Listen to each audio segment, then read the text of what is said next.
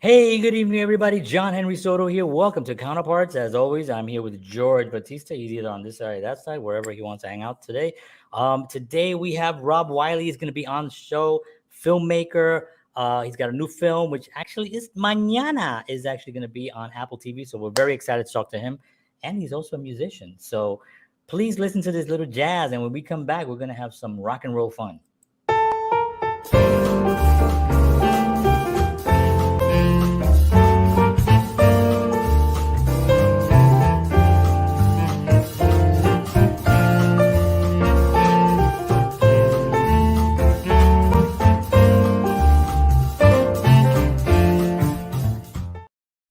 All right. So we are back. Thank you very much, everyone, for tuning in. Appreciate y'all. So I say y'all now. It's like I'm a Puerto Rican from the Bronx. I don't know what I'm doing. I don't know what happened to you, man. I have no idea, but my kids even do it now. They're like, y'all, dad, y'all. Like I said, Rob Wiley's going to be on the show. George, before we talk about Rob, please give us a little love from our sponsor. Absolutely. The Counterparts show is brought to you by Wellness Resources, a family-owned and operated nutritional supplement company providing the highest quality, clinically formulated supplements since 1985. Find out why Wellness Resources supplements are the top choice of health-conscious individuals around the world. Go to myvitaminresource.com. And if you enter the promo code Counterparts, you will get free shipping on all orders. So check it out. Sweet. All right. I have a graphic there. I apologize I have a graphic that I'm supposed to show, but for some reason it's not here, and I'll get it again for our sponsors. So I apologize, sponsors. We love you. All right. So let's talk a little bit about our guests. So first of all, Rob Willey. He is a feature film and music video director from Victoria, British Columbia. Rob sang and played guitar in rock bands for years, where he first started directing music videos to promote their songs. His music video, Out of Your Head, won Best Video at the 2012 Vancouver Island Music Awards, and Rob soon became regarded as one of the top up-and-coming music video directors in Canada. In 2016, Rob wrote and directed his first full-length feature film, Dark Cove, a thriller which went on to receive critical acclaim with iHorror.com, calling the movie an incredibly strikingly unique psychological thriller. His latest film is called River Road, about a musician who starts an intense romance with a fun-loving, hard-partying young woman. They soon spiral downward into a world of heroin and crime. River Road will be out on Apple TV tomorrow, August 3rd, and you should definitely check that film out. So, without further ado, let's bring him up, Mr. Rob Willey. Yes. Right on, rock and roll. What's going on, guys? Good. Everything's going good. Thank you so much for being here. We really appreciate you taking the time to hang out with us this evening and talk some film, some music, and some pleasant young ladies that you meet on the road. Oh, wow. John Henry Soto, you're getting down to it. Yeah, we're gonna talk about all of it. But yeah, this was great. First thing I want to ask, and when you're writing something like this, because you wrote and directed this, and this is one of those, I would think, challenging kind of endeavors, because you are a musician, you are a filmmaker, you shoot music videos, so you have a lot of different stylistic ways of shooting. But you're also behind the guitar and the mic. You're also a performer. So you're kind of coming from a lot of different angles, as a filmmaker. What was the biggest challenge for you to kind of take on all those roles and kind of put it into one as director? Because now you got to be critical of everything and kind of make sure everything is actually in place, as well as performing in it, the music and everything. What was that like? Well, I mean, definitely, because I started doing music videos for my own bands, you know what I mean? That's literally how I started my first directing stuff, doing that.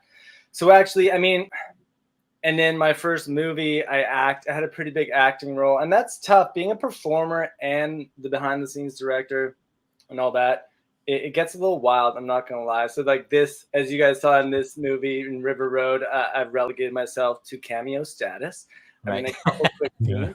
So therefore, I mean, literally, you know, the music is, you know, done separately in post and everything. So literally, I'm just there doing the behind the scenes, directing the film, and kind of taking off the performer hat, more bringing in the, you know, trying to help the performers in the movie, encourage them, trying to help them, you know, be the best they could be, and trying to tell the story. So I kind of have to put away the singer performer part, and that's great. I like doing that, and then I also like going back on stage and doing that whole thing. But that makes sense. And the interesting part was also the fact that you played I guess I would say a smaller role. So, but you're actually playing a bigger role, storytelling. So, because with a music video, you have the 3 minutes and 22 seconds. Yeah. The music that you have to kind of tell a story. So the arc is a little bit different. With this, you have a little bit more of a canvas. You have to be very, very So, was there any time where you had to tell an actor, because this is a longer piece, like, no, this is not what I'm looking for. I'm looking for something. Did you have to get tough on set? I mean, with actors, there's a couple of heated moments when it's like there's a couple of days when things are like really intense, when, you know, we're trying to, it's such a low budget indie film and we're just trying to pack so many things in, you know. There's a couple of days, there's a couple moments when we're just all up in it, but not. And for the most part, I'm pretty good at, you know, just being like, yeah, if I really need to push something through, I can usually explain where I'm coming from pretty quick. Yeah. And I'm pretty, you know, I do get fired up, I do get intense, but it's pretty like logical and reasonable, I think. Right. Of some, occasionally there's things that people are like, whoa, but this. I'm like, no. Okay, we're just doing it this way. You kind of have to say, you do have to say, trust me a lot, to be honest. Yeah. Oh yeah, that's absolutely true. It's gonna work out. Yeah, exactly. And so, but for the most part, you know, as long as everyone's on the same page, is trying to just make the movie the best it could be. For the most part, you're gonna have some friction is actually kind of good sometimes. Yeah, it is. You're absolutely right about that. Yeah. You know, if everyone's just having so much fun and all this, it's like, are you really focused? Are you right? Then it's a surfer movie from the '60s, and then it's the beach. You know, the Beach Boys. It's like, I mean, it's fun. It's fun. But this is, you know, we're doing something here. Yeah. Yeah. Well, you know, it does get a little wild. You know, it's on this budget, you got to get a lot done on certain days, and things get intense. But we made it through, and here we are. It's finally coming out. So. Absolutely. I'm wondering, you know, because you're dealing with tough subject matter in this film. I mean, it's really intense, you know, and you're showing, like, and John, we talked about this a little bit before the show started. You show this progression of this person who's going through this, you know, the addiction and what it really does to you. Like, I'm, you know, writing this, was this, you know, how did you, like, you know, deal with those concepts, you know, for you mentally? Was it something you had dealt with before? Was it somebody you knew? Was it just, you know, how did you come up with those concepts? Yeah, I mean, it's almost kind of, there's almost two separate factions in a way, how I look at it, which is the reality, like the realness of it, which is, you know, you guys are musicians, you come from the world. But I mean, let's just say, I mean, my best friend, my drummer, it was the whole, you know, the whole ride, man. Whole ride from being 17 and drinking all the way to being doing crack in my basement, and chick is wild. So seeing that, my brother, you know, I've got other people, actually, a lot of people, no heroin though. And that's the separation. It was more, at the time, crack was really big. It was more coke and alcohol. Okay. And then what happened was, I don't know if you know it, if you're from the Vancouver area, crack was really, it was like a huge thing here, especially in Vancouver and the East Hastings kind of Skid Row.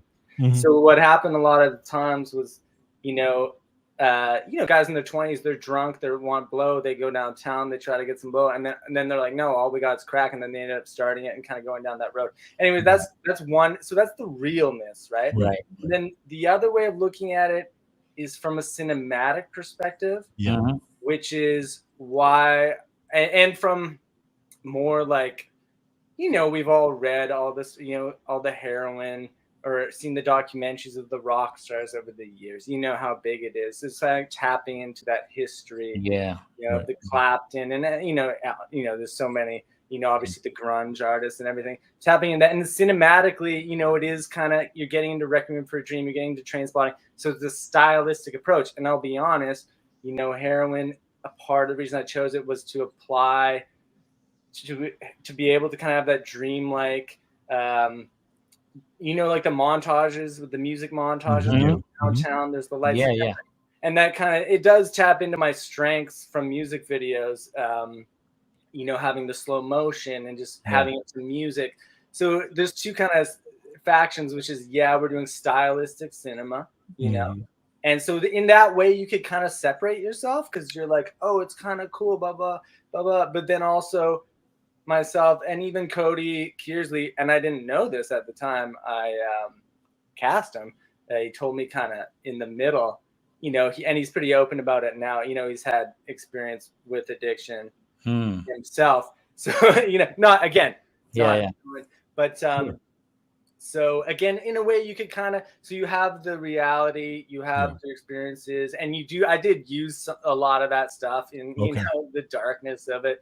And then, but you're always minding little things from your own lives, and relationship stuff. There's all sorts of stuff in there that you mind. But then there's also the, the stuff that you make up, and that's more for cinematic, more to entertain. And you kind of blend them so you don't really know.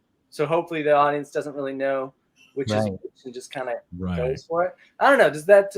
Absolutely. Yeah, and the fascinating part is also the relationship in it, because it's such a casual decline.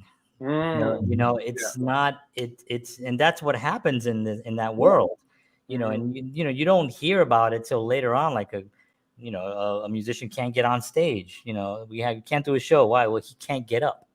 And when did that happen? Well, no, it's been going on, but he's been dealing with it, and we've been kind of like helping with it. But I also found interesting, and I don't know if this is something that you intentionally did, but when you had there wasn't a lot of intervention. You know what I mean? Like everyone's kind of like, and that's really real life. That's the thing. That's totally real life. Everybody's just doing their thing. Nobody just thinks that this dude is going down this road. He's with this nice girl. They seem to be in love. Everything is fine, but they're like losing it. But that's the thing, because that's that's interesting. No one's brought that up before, but it's true, because that's the reality. Is you can hide away. Yeah, you can do for it a little bit. I mean, up to a certain point, you could brush people off, and then they don't really know what's going on. They know something's up, but they don't know how serious it is. And that was the same thing with my drummer. Was his family knew he was bad, but they didn't know how bad it was. What I mean? Exactly. Until shit hits the fan, and then people realized. But it's like, and the intervention part, because you could fake it to a certain point, and you could, and then people also don't know what to do to help your friends. Now it seems like it's a little bit clear, but like even 10 years ago, I don't know, man. People don't know what to do. I didn't, you're just kind of figuring it out. I just kind of had to figure it out to how to try and help people. And it's still a mystery because everyone's different. Right. And the scene in the studio was a perfect example of that, because he like throws up, and I don't want to give away the story. But you can give away the studio. Yeah, he's not in good shape. He's not in good shape. Exactly, Let's just say. And but you were trying to ask him, well, are you sick? Yeah. He's like, no, he goes, yeah, I'm fine. And then you kind of brought up that scene, what it might be, and then you're like, no, I was just kidding. And that's like so legitimately what would happen. Somebody would say it and then be like, no, I'm just messing with you, it's all good. because yeah, it's all good, and that's the thing. It's like that's very real and very much. You know, I was kind of like fucking with myself on that, playing with myself too, because I'm kind of like that. Sometimes you see, you know, you joke around, and it also shows the passiveness kind of in rock bands. Right. You always, you know, you're it's a little bit passive, and it's a party culture. Right. And so, like, what line are they at? Yeah, are they just burnt out because they had a bad week and they partied too much, or is it serious? And you're just going, oh, you know, get some rest. Yeah, I partied too, and I got rest. Yeah. I drank some Tang, took some vitamin C, and everything's fine, you know. But unfortunately, that doesn't. So this is actually tomorrow, Apple TV premiere, so that's exciting. Yeah. Did you have a deadline to get it to Apple? Because and did you shoot this during the pandemic? It's been longer. So it actually right before we finished. Luckily, we finished before, and we were in post. And then, yeah, it definitely went on hold for a bit. To be honest, in a weird way, yeah, we've had to hang on to it for, you know, a lot longer than we thought we were going to be before we could release it. To be honest, it probably helped because I was able to tweak, just more tweaking, and we had screenings right before. Before we had a quick screening, and then we had screenings in the fall. We had a little bit of a theatrical release at some spots in the States and up here. So yeah, and then we're just able to tweak and grind out the post-production. So yeah, and then we were planning, you know, it always gets pushed back a little bit. We were planning the spring. Oh yeah. You know how it is. But hey, it's happening now. But yeah, it was definitely a grind. But hey, you know, it all kind of worked out, I think, in a strange way. But then there's also stuff too. There's all the figuring out the distribution and all the indie film fun stuff. You know, sales agents and all that shenanigans. But that was kind of going on during the pandemics, and then at the same time, I was able to just keep editing it. So I think it's the best it could have been. Yeah, I think also that, and I don't know how you feel about it, but the pandemic sort of. I edited a film during the pandemic. I had a short film, and I had it all kind of shot already, but I didn't, you know. And then the world shut down, so I was like, all right, well, I guess I'll sit down here and edit. And it was the most relaxful editing that I could have done, because I literally have. I mean, I have 2 kids, so they're kind of running around and stuff, but I was still pretty relaxed. So it was sort of like I don't want to say that the pandemic was a nice thing. But what the stopping, the taking a breath, being able to really focus on what you're doing, and know that you don't have to end at a certain time because you got to get to the next morning, you got to do this and that, and it just gave a little bit more of a relaxation. Did you kind of feel that as well during that process? 100%, because I was able to take my time and just experiment with, like, even just the title sequence. It sounds so simple, and people who maybe don't, you know, make films would be like, you spent weeks just doing the font, like trying to figure out what font to use and shit.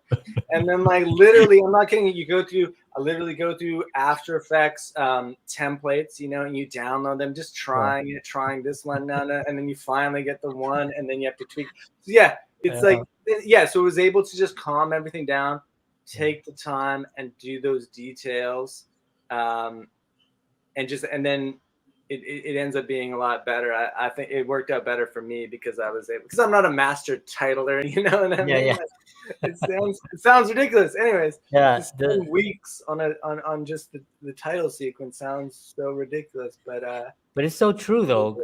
You know, it's so legitimate, because it's like there was one thing I was shooting once, and it was a voiceover, and I had 2 girls that had to have a voiceover on a phone. So a guy is talking, he's walking, and he's getting 2 phone calls. So one of them is a girl calling him, his girlfriend, and then he hangs up, and then another girl calls. So I had 2 friends of mine, you know, do audios for me. One is in LA, the other one's up somewhere. They sent it to me. I put them in. They both sounded like the same person. So I'm like, what the hell? I didn't notice that when I knew them, when I was in person with them. I didn't notice it. So now I'm going back and forth trying to tweak voices, like. I had him like, hi, this is Michelle. that ain't right. Like, it's totally but I spent like, I think 2 weeks just trying to figure out what I was get somebody else and then make them feel bad because they can, whatever. Yeah. But yeah, that's so funny. It I eats want up to. the time. Yeah, Yeah, sorry. exactly. No, I'm sorry, George. I'm gonna let you No. talk, George.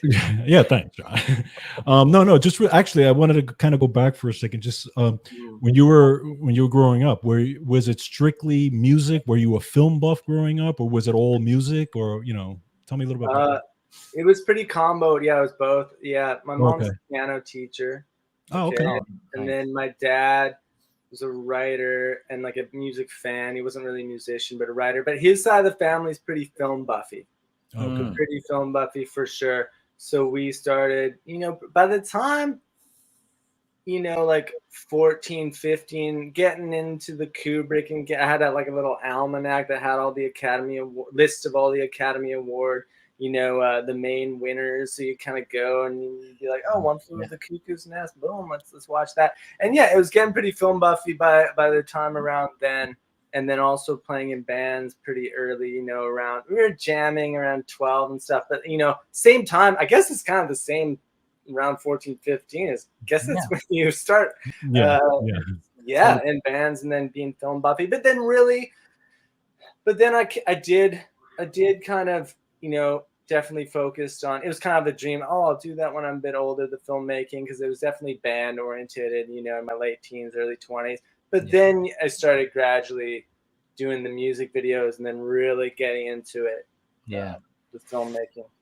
I was going to say there was a couple of sequences that and by the way, I love the fact that you had a chase scene, which is like, yeah. I was like, man, we need chase scene, like real ones. Yeah. I don't mean, I'm not talking about Marvel. Realistic stuff. Realistic stuff, And I thought, wow, this is so freaking cool. And it was, and you can see your editing skills and your shooting skills. Oh, thanks. Because the music video, it has to be, it has to snap. You have to like 3 or 4 seconds to switch. But you really captured that chase scene. It was really, really impressive. Was that something that you had mapped out at the beginning, or was that something that you kind of thought of as you were shooting?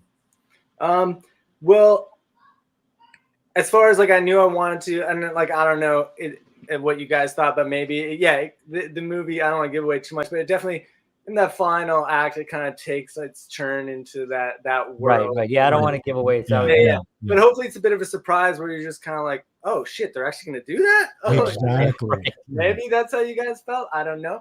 But then definitely, I mean, I knew, when it comes to actual shot by shot stuff, it was like that chase scene. We went back to that location like 4 or 5 times and did pickups. So everything's done on a different day, all the car stuff. But I definitely kind of, watched some chase sequences. Okay, I want the shot of the tire, almost like GoPro style, right? But then like, how do I get that? I just like leaned out the window of the car, put the camera there, and then we had a drone operator just for a day, my friend. So we got some drone shots, and then the one we had and then I was in the van, right, just shooting out the passenger window, like beside my roommate who was actually driving the motorcycle, the stunt double. Oh, cool. Get shots there, get them, and then shoot out the back of it, getting shots of the motorcycle coming at you, like all the angles. Then we needed one angle we needed left, which is I wanted the camera to be like a foot off the ground, really low, following very fast behind the motorcycle. And we're like, I don't know how to get that shot. Like, we don't have a camera car. Duct tape yourself to the front. Actually, you're almost exactly right, except we duct tape. I'm not even kidding you. We're going to release a video next week, I think, of it. But no, we duct taped and we gaffer taped and like bungee corded a wooden plank. Oh, yeah. Laid it on the front of, my roommate's just little like Honda. And then at the end, we use the plank for a lot of stuff. So we were able to attach the camera. So we just bungee corded it and just, I'm not even kidding. It's ridiculous. Like, it looks so ridiculous. Bungee tape it. So it's literally just laying over the windshield, laying down, the camera's at the end.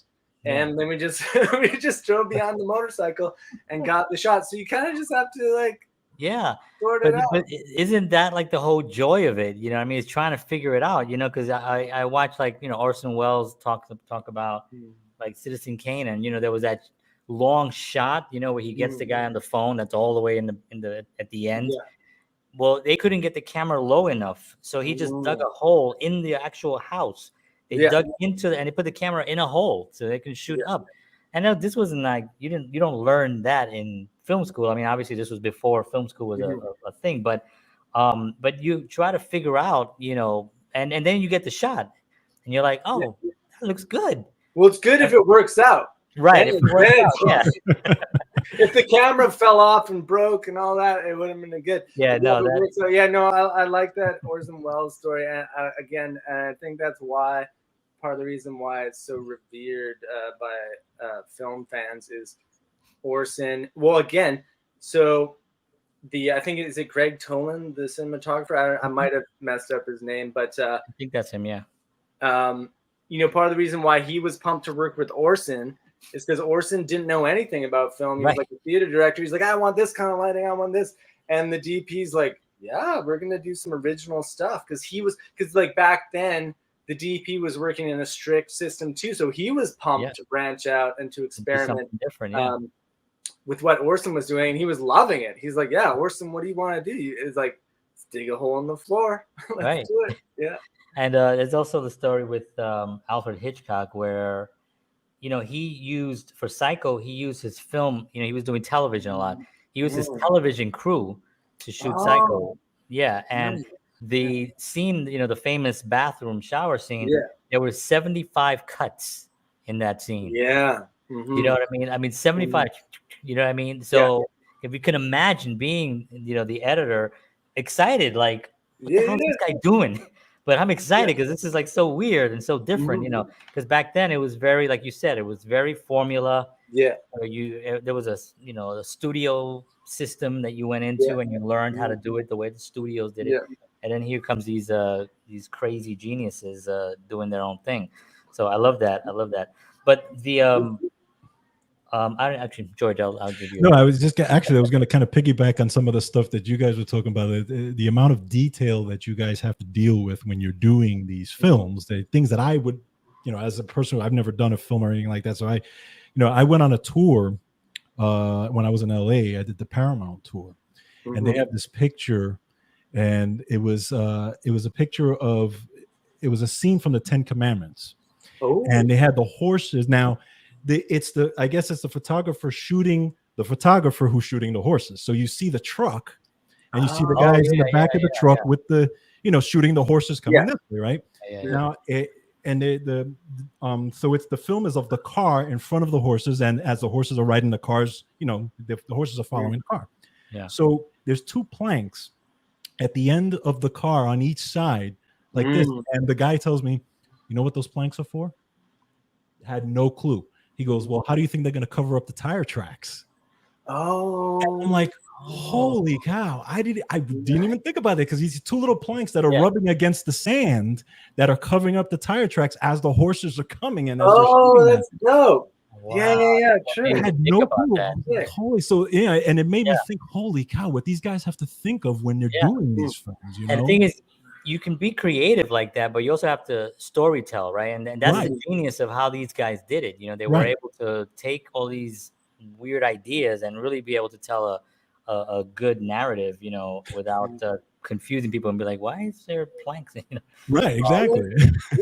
But I mean, going back to the Psycho thing, I mean, we just mentioned a bit. I mean, turned out to be maybe the most famous scene of all time. One of them, the top five. Definitely is top five of all time, 100%. I would think so. Yeah. Everyone knows like the and the music too, right? Yeah, of course. I mean, it's like iconic, I mean, but yeah, he was another. Of course, he didn't really like actors, so that was another. he said making movies. I think he said once, like, making movies would be great if it wasn't for the actors or something. Oh my god. Yeah, I mean, but I think he was pretty much like he's like, this is my shot. The vision, I'm gonna do. And these are the pawns that I need to get this story told. I don't want you to talk. So he was kind of that kind of a character, but but he was a genius. I wanted to actually ask you a little bit about the music part of it. You've directed a lot of music videos as well, and won awards. When you're working with a band, oh God, Working with a band. just having been in a band, I just think it's like I can't imagine shooting. But I think I've done 2 music videos in my day, and they were like very simple music videos. Yeah. How was that process for you working with bands, knowing what having been a musician, being on stage, what you got to get, you got to get them to do. Some musicians are really kind of like not going to be cooperative. Some of them, not all of them, just some of them. How did you deal with that? Oh, wait, so are we just talking about like doing music videos and dealing with bands? Yeah, like bands. Yeah. I mean, most of the bands that I worked with are pretty pumped, or at least there's usually like the one kind of lead guy who's like pumped. He's like, yeah, we're gonna shoot. And usually it's very collaborative when I'm doing someone else's music videos. Usually they have a pretty strong idea, and and then occasionally there's like the bass player who's just kind of chilling in the back, but ways of going, because that's the thing, you kind of learn little tricks. Like you shoot the bass really close just on his fingers and you cut that in. There's like kind of ways of doing it if people aren't like I like to do a lot of takes. So classic thing would be like, I remember doing one music video where I'm sitting in a wheelchair with the camera, and then my friend is just like going back and forth and like diagonally and going in. So you just shoot tons of material, and then all you need is a couple seconds of the bass player not being self-conscious. I'm picking on bass players. You know what I mean? Everybody does. Just go through the footage, and sometimes you're like, and then you find it when the drummer's just looking cool, and then you're like, yeah, gotcha. I know exactly what you mean. Yeah, and drummers. George is a drummer, so it's always harder for them because they're always in the back. I have footage, of George. George is usually like this in my pictures. Yeah, you just see my face pretty much because I'm. He's covered by by everything. So that's also a good time for the drummer to give him some love. Yeah, you cut to the drummer always on the crash cymbal. Exactly. Right. Absolutely. I love that. So on your film, when the early days of starting this process, when did you know you were ready to start shooting? That's always been like a thing for like you kind of got the script and now you're like, we weren't ready at all. Yeah. I mean, actually, honestly, is anyone really say they're ready? You pick a date and then you shoot for it. Yeah. Well, there are a couple of stages. There was a false start, I believe. We knew we needed some of the weather because the weather turns pretty intense on the rain factor in the fall. So, at first we were trying to shoot in the summer, and that we had an actor drop out, and it was actually ended up working out for the best because we had to kind of re-examine things, and we shot in the fall, and then in September, and we were like, and that was the thing, we weren't really ready, but we're like, listen, we got to shoot September before the rain. The October rain is like for real, and especially in Vancouver, it's savagery. So then we're just doing it, and actually Cody wasn't cast as the lead actor. He was not cast until a week before filming. Wow. What? Holy cow. We had 2 other actors. Things happened in their lives, and 2 actors dropped out. But it all ended up working out because he was ready to go. He was on Riverdale, but he's like, I'm off for the next month. And he's like, I want to do the project. And we set that up. So to answer your question, we weren't ready, but we had a little bit more time in that second time we started back up. But here's what happened. Usually the first week of September out here, really nice. I'm talking summer continued. Like, it's gorgeous. That first week we got the weather prediction, and it was 10 days of rain. And in early September, and we're like, oh my God. So then we rushed to start. Like there was like a day of sun before that. We rushed to start, and then we planned all the interiors. And then there's a couple of the scenes that were kind of rainy. It actually ended up working out. I was just maybe I was being a little bit like, I need sun. I want because I like to play with the sun, with the lens flares and stuff. Yeah, I think also shooting in the gray is also really nice too, though. Especially it fit really well because I did notice there were rain shots. You know, there were days where you can see that it had rained, but it kind of almost makes sense with this storytelling too. Yeah. You know, it kind of really fits in. So that's actually good, isn't it? I mean, I guess there's a reason why freaking Hollywood is in LA, right? Because like No, exactly. Because then if they want rain, they just bust out the rain machines. You know? Yeah, just take it. Yeah, they like don't even drink water over there. I don't even know what's going on. They're like all dried up. Well, so I'm just curious, as far as, you know, when you're working with actors, do you, how much autonomy do they have, as far as, like, you know, do they come up with suggestions, or is it, you know, how does that work with them? Yeah, I mean, I'm pretty collaborative with it. I'm pretty loose with it. I mean, and that's the thing, especially with Lexi and Cody, the two leads. They were awesome because they were just like, they were just really chill. Yeah. You know, and they weren't coming in hot, like, you know, with all these different things. It was just like, you know, we just talk about it. And again, you know, you never really know what you want exactly until the shot's set up. Right. You actually see the environment, you know, you're in the environment with the actors. They're in costume. You got the script. Then as soon as they do the first take, then you're like, okay, I kind of get what we got to do here. And then, you know, I'd suggest things, or they, you know, they'd just be like, what about this? What about that? But sometimes you're under so much time pressure that you're just like, all right, set up, boom, here we go. Let's do it. Let's run the takes. And it sounds very clinical. And I don't, you know, but sometimes you just run takes and you're just like, no, faster. Okay, try it again. And they're like, I want to do this. I'm like, sweet, let's go. You know, you don't have time. You don't really have time to just sit around like and have meetings and be like, you know what? You flickered your eyelashes. But that's really exactly. But I think that isn't that really the way it, I mean, this is, I guess, my own opinion, but I mean, I feel that that's kind of the way it should be done, because I think it keeps the purpose, the scene alive. You know, if you go and you kind of shoot a scene and you go and you have a coffee break and you got to come back, then it's like you have to kind of rehash those emotions again.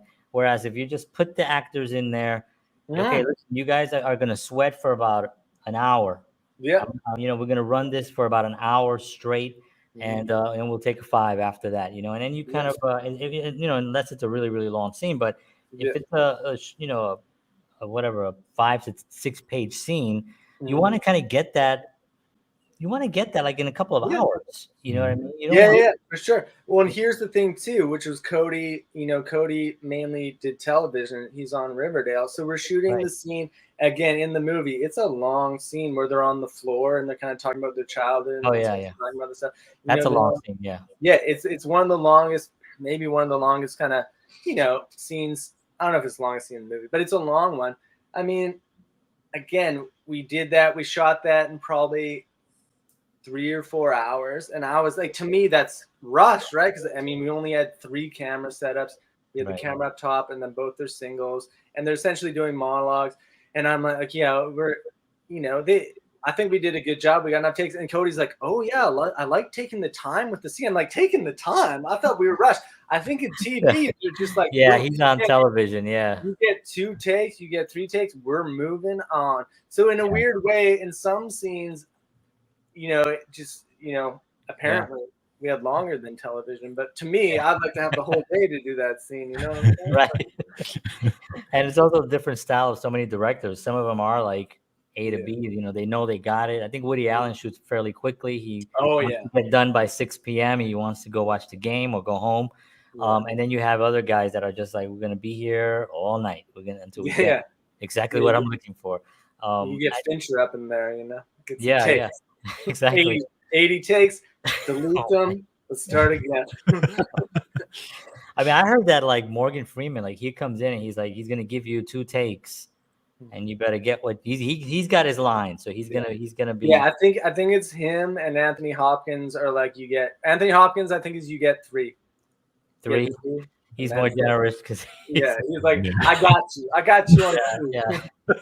I'm a knight. Isn't he a knight? We had on Rick Dugdale, who directed zero contact with Anthony Hopkins. Yeah. Oh, And I was Yeah. and I was wondering actually. We didn't ask this actually. We didn't think about it till right now. But it would have been interesting to know how many takes. Right. Because I mean, he comes prepared. I mean, he's like one of those guys that just, that's the thing. and Morgan Freeman, he's like, you got 2 takes. He's got 2. Oh, dang. Yeah, he beat him. He beats he beats And Anthony. that's all you're gonna get, Yeah. and the camera's got to be on, and if somebody, God forbid, the light is off. I think they like to. Also, the thing is, I think they like to say that in interviews. Yeah, I know. I think so too. Focus is off, then they'll do another one. But Yeah, I I go think so too. they just don't want to be sitting around grinding it. Right. And they also have stand-ins, so they don't get to the set until everything has been already like tested and shot and all that stuff. So it's not like they're gonna be standing there under the hot lights, Yeah. What is your right now where you stand working on this film? Is your next project going to be another feature? Well, it's I know it's like so straight it up. comes out tomorrow. What's your next one? No. Well, it's changed, and then so we actually might be. Again, it's not 100%, but we might be doing a Fresno spinoff. Oh. Yeah. So we might we're talking about that a different style, kind of totally different style film, and not So we're developing that right now, and then that's awesome. Might be an idea. Yeah. Okay. Awesome. That's cool. Yeah. Cool. Yeah. Do you work alone generally, or do you have like business partners and work partners that you work with? Yeah, I mean it's literally my friends. Me and Rob Abate, my co-producer, we started grinding out, my first feature whenever that, 7 years ago, and on music video stuff, and we just kind of started our own company, and another friend, Reen, as well, Reen McKinley. We just kind of like literally, we also come from the restaurant world, bartenders and servers. Okay. So I kind of just like, I didn't force them into it, but I was like, you're coming to help out on this movie. Let's do it. Like on the first movie. Yeah. And then by that time, then they start, and then Rob Abate stepped up, and then we bought the camera, and we started doing a lot more music videos. And then he's in the world. And then same with writing. My friend Ian, not on this one, but on the next one, I'm collaborating with him. So it's it's kind of my, my friends, but also business partners. Yeah. And it's addictive once you get them in. Oh no, that's what I'm saying. Once they get a taste, once they're like, oh, this is fun, and then they see it, and they're like, oh, yeah, that's awesome. Yeah, so then suddenly you're like, stop calling me. I don't have it. He's like, what are we shooting next? Next? I'm like, yo, let me just get this thing done. Yeah. Go ahead, Joe. I'm just wondering, just as far as film in general, because when we had Rick Dugdale on the show, we talked about the direction of film, and we talked about where we see film going, and he said there was kind of a cultural shift happening, and as a filmmaker yourself, I'm just wondering your thoughts. Like, obviously you have the Marvel movies, you have all those big blockbusters, but he's thinking that he's starting to see a shift back to more of that storytelling, really focusing more on the storytelling, and maybe not necessarily maybe not necessarily those blockbusters. Like, I'm even seeing it. Like, I talked a little bit about it. My 15-year-old daughter, when she was younger, she was into Marvel, but now she's shied away from Marvel. Now she'll watch the Riverdales, and she'll watch those types of things that are more like story focused and almost like a soap opera type thing. She's really into that stuff. Yeah. And I ask her, "You want to watch a Marvel?" She's like, whatever. So I'm just wondering your take on that. Yeah, I mean, it's interesting. I mean, I definitely come from, I'm a big fan of, 70s cinema and 90s cinema, the grittiness of it. And I wonder the thing is, we don't know, but I'm hoping and wondering if there is going to be a swing back into character-driven films and a little bit more grit and a little bit more balls, not worrying about the social justice element. And maybe it's happening in foreign language films more, perhaps like South Korea. Even they come out, you're like, damn, all right. So I can't say there's not. I wouldn't say there's like a big scene happening right now. Like nothing's popped like in the '90s when it was like the Independence, Tarantino, Robert Rodriguez, Kevin Smith, Swingers, and then it's like Miramax, and you got the freaking Good Will Hunting and all like this. It's just like crazy, and you're like, these are some of the best movies of all time. Then you got Paul Thomas Anderson, Magnolia, you got American Beauty. I don't know. Are we gonna get another one?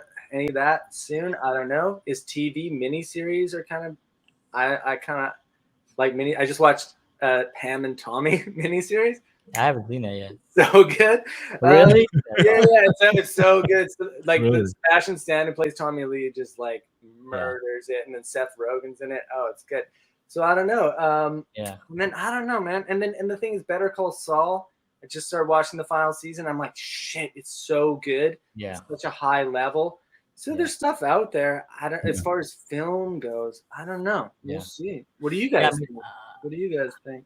Well, I think what we talked about was, I mean, Netflix and all these, they're putting out some high quality programming right now. And they also have the luxury of being able to go 6-7 episodes or 6-7 seasons to tell an actual story. And I think also with Scorsese's last thing, The Irishman, it was over 3.5 hours or whatever it was. Yeah.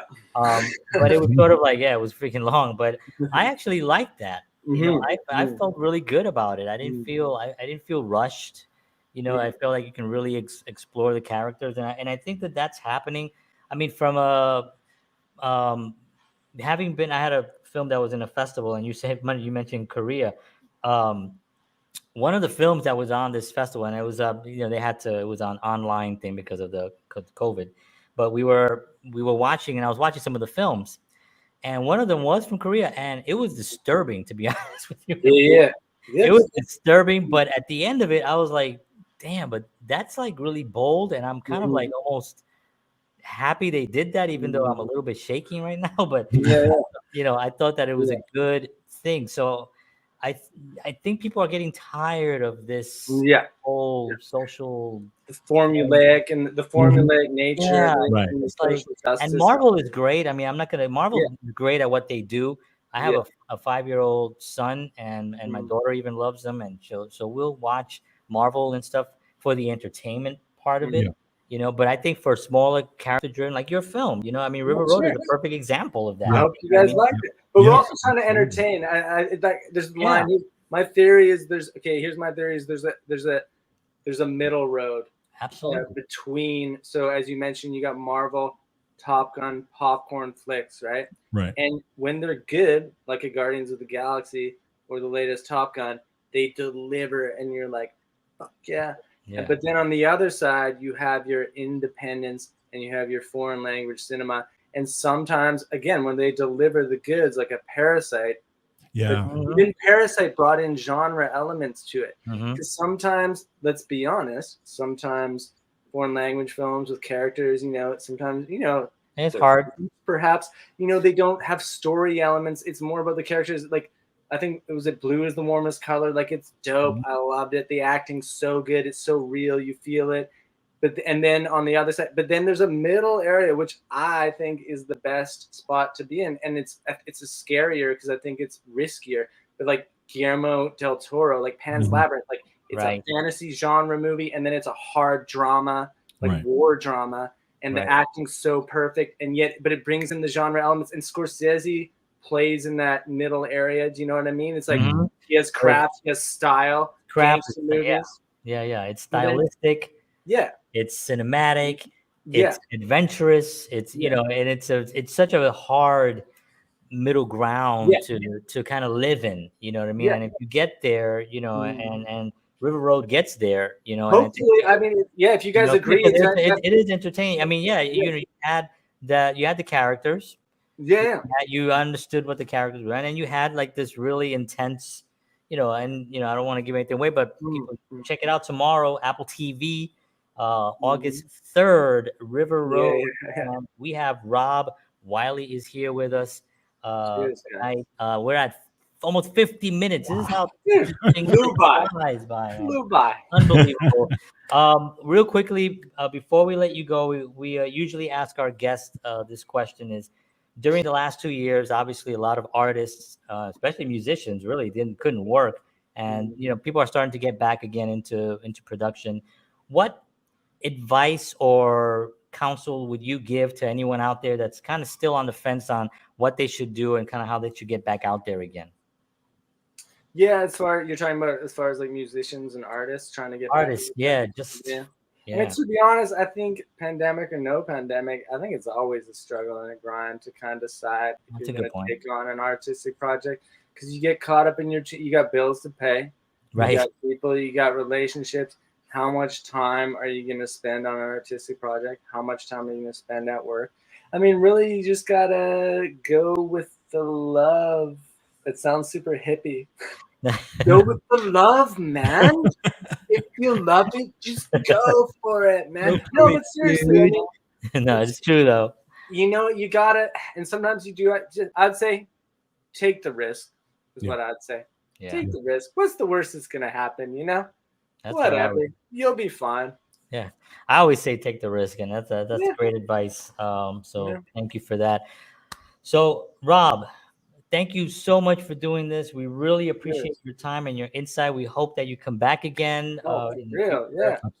We'd love to have you back, and really, maybe we'll even, I don't know, George and I talk about sometimes like getting like a particular genre of film and bringing in a couple of filmmakers and then just like diving into that. And I'm not one to like, I don't like to like be like, I think that this film was actually quite fascinating because I think that it was, I don't want to get into that space, but I want to get into the point of like, why does this work and why can't it be duplicated so easily? Ooh, I like you're talking my language. You see what I'm saying? You feel what I'm saying? I'm down, man. I'll put on my turtleneck, my glasses, and I'll be like, what are you talking about? Right. Character, there's no fucking character. Exactly. That's exactly right. I love it. Yeah. I love it. Awesome, man. Thank you so much for being on. Hang tight. We'll be right with you. And thank you, Rob Riley, everyone. Yes. Cheers, guys. That was fun. Thanks, man. Awesome. Wow. Awesome. Rob Wiley, he's awesome. He's awesome. Fantastic conversation. He's got his Fantastic. head on his shoulders. He knows what he's doing. Making a good film. He also is actually talking the classics. Yes. When you get a guy in here and he's talking about his films and stuff, and he's like, yeah, I really like the Ernie Goes to Hollywood. I don't know. It's one of those films. Yeah, but I figured, I love Porky's too. I think was there goes the Porky's 2 thing again. But I would think that, just like musicians study the classic musicians and the classic albums, right? I would figure that, filmmakers would study those classic films, right? They have to, yeah, exactly. So awesome. Thank you, everybody, for hanging out. We see you got a few people in there. Thank you. I appreciate y'all very much. That's very nice. We will see you all again next week here on Counterparts. Tuesdays, 7 p.m. Central, 8 p.m. Eastern Standard Time. George Batista, John Henry Soto for Counterparts. Thank you very much. We'll see you all next week. And as always, peace.